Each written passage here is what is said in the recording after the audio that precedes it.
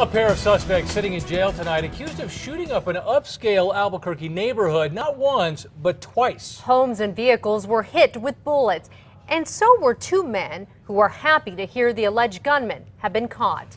News 13's Gabrielle Burkhardt is live in the Newsplex with the story. Gabby? Dean, Jessica, we talked to one of the men who was shot, blindsided by bullets flying into his home in Albuquerque's Four Hills. The suspects told police they shot up the neighborhood on a dare.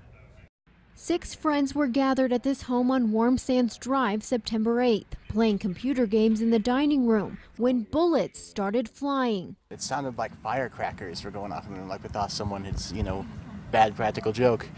But it was the bullets coming through the window, and we figured it out around when I got hit in the leg. This 23-year-old did not want to be identified. He was shot in the leg by a .22 caliber semi-automatic rifle. His friend hit in the elbow.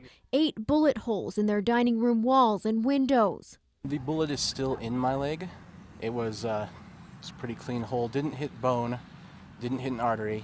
Just went right into the muscle. He and his family are thankful it wasn't worse. 3 weeks later, 3 other locations in the Four Hills area were shot at.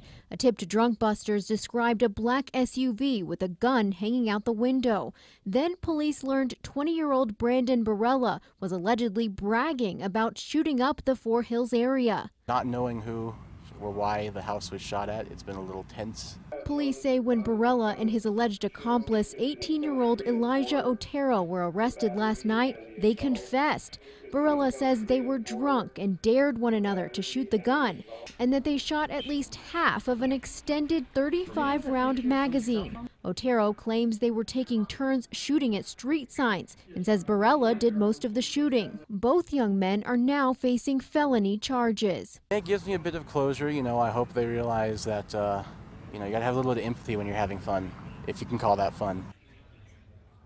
Barella's attorney challenged the assault and battery charges in court today, saying Barella wasn't the shooter, but the judge took no action. The charges stick. Back to you. Gabrielle, thank you. Neither of the young men arrested have a violent criminal history. Barella has a DWI conviction from 2011.